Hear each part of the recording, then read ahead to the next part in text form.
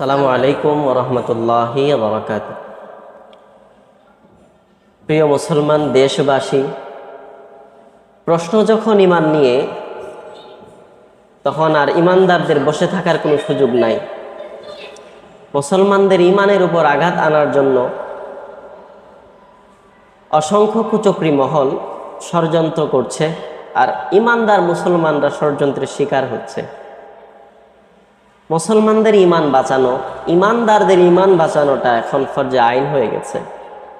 যদি বিষয়গুলো নিয়ে সাধারণভাবে দেখা হয়, তাহলে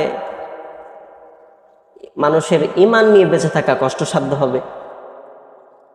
যেমন আল্লাহর প্রিয় রসুল সাল্লাল্লাহু তাআলা আলাইহি ওয়াসাল্লামের ব্যাপারে যখন প্রশ্ন আসে যে রসুল সাল্লাল্লাহু তাআলা আলাইহি ওয়াসাল্লাম নবী হওয়ার পূর্বে কোন ধর্ম গ্রহণ করেছিলেন, কোন ধর্মের ধার্মিক ছিলেন, কোন ধর্ম পালন করতেন, এই প্রশ্নটা কতটুকু যুক্তিসম্মত? প্রশ্ন হলো, নবুয়তের পূর্বে রাসূল আকরাম সাল্লাল্লাহু আলাইহি ওয়াসাল্লাম কোন ধর্ম পালন করতেন? গুরুত্বপূর্ণ প্রশ্ন। নবুয়তের পূর্বে আমাদের প্রিয় নবী সাল্লাল্লাহু আলাইহি ওয়াসাল্লামের ধর্ম কি ছিল? কিন্তু দুঃখজনক বিষয় হচ্ছে এটাই যে প্রশ্নটা যুক্তিসঙ্গত নয়। প্রশ্নের জবাব তো অনেক দূরের বিষয়। কিভাবে? শ্বশুরকে যদি বলা হয়, প্রশ্ন করা হয় যে বাবাজি, আপনি আপনার বিয়ের পূর্বে স্ত্রীর মতো কোন নারীর সাথে রাত্রি যাপন করেছেন? মুসলমান বলুন তো, এই প্রশ্নটা কি যুক্তিসঙ্গত? কোশ্চিন কালেও নয়। ঠিক তেমনি ভাবে আল্লাহর প্রিয় নবী নবুয়তের পূর্বে কোন ধর্মে পালন করতেন, এই প্রশ্নটাও যুক্তিসঙ্গত নয়। কারণ আমার নবীকে সৃষ্টি করার সাথে সাথে আমার আল্লাহ তাআলা সকল নবীর পূর্বে নবুয়ত দান করেছেন। তো আমার নবীকে যখন নবুয়ত দান করেছেন, তিনি নবী, তিনার কাছে ধর্ম আছে, আল্লাহ তাআলা দান করেছেন সবার পূর্বে। অন্য নবীর ধর্ম পালন করার তো প্রশ্নই আসে না। যেখানে অন্যান্য নবীগণ আমার নবীর উম্মত হয়ে আমার নবীর ধর্ম পালনের জন্য আল্লাহর দরবারে দোয়ার আরজি পেশ করতেন, সেখানে আমার নবী অন্য নবীর ধর্ম পালন করবে, কথাটা কোনো ঈমানদার মুসলমানদের সিনায় প্রশ্ন হিসেবে জাগরিত হতে পারে। এটা দুঃখজনক বিষয়। মুসলমান, বোঝাতে চাচ্ছিলাম, বর্তমান সোশ্যাল মিডিয়ায় যেই কথাটার ব্যাপক প্রচলন হচ্ছে, প্রশ্নটা প্রথমত নবুয়ত নিয়ে ছিল না। প্রশ্নটা ছিল নবী নবুয়তের পূর্বে কোন ধর্ম গ্রহণ করেছেন। ইতিমধ্যে আমি জবাব দিয়েছি। কোরআনে পাকে অসংখ্য আয়াত আছে। যেমন সূরা ইমরানের ৮১ নম্বর আয়াতের মধ্যে আল্লাহ তাআলা এটা সুন্দরভাবে ব্যক্ত করেছেন। সমস্ত নবীদেরকে নিয়ে রূহের জগতে আল্লাহ তাআলা সমস্ত নবীদেরকে একসাথে করেছেন আলাইহিমুসসালাম। তাদেরকে বলেছেন যে হে নবীগণ, তোমাদেরকে আমি নবুয়ত প্রদান করব, হিকমত প্রদান করব, কিতাব দান করব। কিন্তু শর্ত হচ্ছে, যখন আমার নবী, সুবহানাল্লাহ, যখন আমার প্রিয় নবী তোমাদের কাছে দুনিয়াতে তাশরিফ নিয়ে আসবেন, তাকে সাহায্য করতে হবে, তার প্রতি ঈমান আনতে হবে। তোমরা যদি রাজি থাকো, সাক্ষী হয়ে যাও। তোমরা কি রাজি আছো? সকল নবী আম্বিয়ে ইকরাম আলাইহিস সালাম ক্বালু ফাআকরারনা, তারা বলেছিলেন, সকল নবীগণ বলেছিলেন, আমরা সাক্ষী হয়ে গেলাম, আমরা এটা স্বীকার করে নিলাম। আল্লাহ তাআলা বলেছেন যে তোমরা যেহেতু স্বীকার করে নিয়েছো, তোমরা সাক্ষী হয়ে যাও এবং আমিও তোমাদের সাথে সাক্ষী হয়ে গেলাম। এটা কোরআনে পাকের মধ্যে সূরা ইমরানের ৮১ নম্বর আয়াতে আল্লাহ তাআলা সুন্দরভাবে ঘটনাটা উপস্থাপন করেছেন। মুসলমান, কোরআনের আয়াত কি অস্বীকার করা যাবে? কেউ যদি কোরআনের আয়াত নয়, একটা শব্দকে যদি বিশ্বাস না করে, তাহলে কি তার ঈমান থাকবে? আদৌ ঈমান থাকবে না, ঈমানের ছিটা ফুটাও থাকবে না। সুতরাং এই আয়াতে পাকের উপর আমাদেরকে ঈমান আনতে হবে।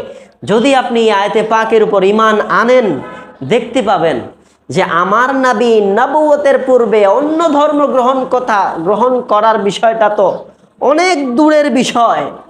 আমার নবী নবী হয়েছেন 40 বছর বয়সে, এই প্রশ্নটাও দুঃখজনক, বিভ্রান্তিমূলক একটা প্রশ্ন এবং উম্মতের জন্য একটা হাস্যকর এবং মুসলমানদের জন্য তাদের ঈমানের প্রতি চরম একটা চক্রান্ত স্বরূপ মনে করছি আমি। আসুন হাদিস শরীফে কি আছে। তিরমিজি শরীফের মধ্যে হাদিসটা এসেছে, মিশকাতুল মাসাবি গ্রন্থের মধ্যে হাদিস শরীফটা এসেছে এবং অসংখ্য হাদিসের কিতাবে হাদিস শরীফটা পাওয়া যায়।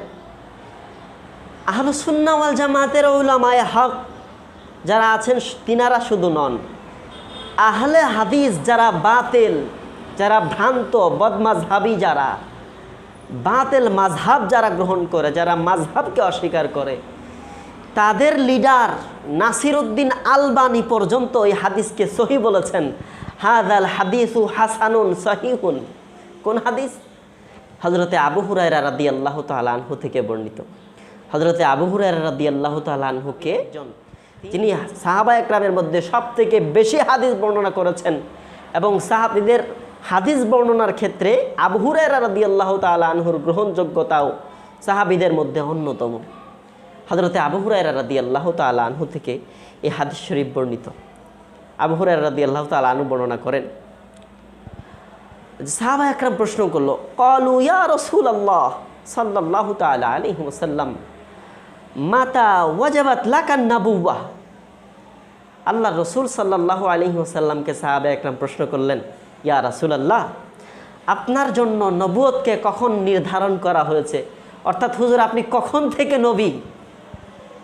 আল্লাহর প্রিয় রাসূল এটা বলেননি যে আমার বয়স যখন 40 তখন আল্লাহ তাআলা আমাকে নবী বানিয়েছেন, এটা কখনো বলেননি। পৃথিবীর কোনো হাদিস গ্রন্থের মধ্যে কোনো উলামায়ে দ্বীন প্রমাণই করতে পারবেন না যে আল্লাহর রাসূল এটা বলেছেন, অথবা কোরআনের এমন কোনো আয়াত আছে যে 40 বছর বয়সে আমার নবীকে আল্লাহ নবী বানিয়েছেন। আল্লাহর রাসূল সাল্লাল্লাহু আলাইহি ওয়াসাল্লাম বলেছেন, ক্বালা আদামু বাইনার রূহি ওয়াল জাসাদ। আমার রাসূল এটা বলেন নাই যে আল্লাহ তাআলা আমাকে 40 বছর বয়সে নবী বানিয়েছেন। আমার রাসূল এটা বলেছেন, হযরতে আদম সকল নবীদের, সকল মানুষের প্রধান, সকল মানুষের পিতা, হযরতে বাবা আদম, যার সৃষ্টে কোনো মানুষ সৃষ্টি হয় নাই, যার আগে কোনো মানুষ নাই, হযরত বাবা আদম আলাইহিস সালাম তিনি যখন বাইনার রূহি ওয়াল জাসাদ, রুহু এবং শরীর বডির মাঝামাঝি ছিলেন, অর্থাৎ আদম নবীর দেহের মধ্যে আল্লাহ তাআলা রুহু এখনো ফিট করেননি, তখন আমার নবী আল্লাহর দরবারে নবী হিসাবে মওজুদ ছিলেন। সুবহানাল্লাহ। প্রিয় মুসলমান ভাই, এই হাদিস শরীফটা সহি, এটা জয়ীফ নয়। আর নাসিরউদ্দিন আলবানী সহ হাজারো উলামা একরাম এই হাদিসের সনদের ব্যাপারে বলেছেন, হাযাল হাদিসু হাসানুন সহিহুন। এই হাদিসটা হাসান, এই হাদিসটা সহি, এর ব্যাপারে কোনো সন্দেহ পোষণ করা যাবে না।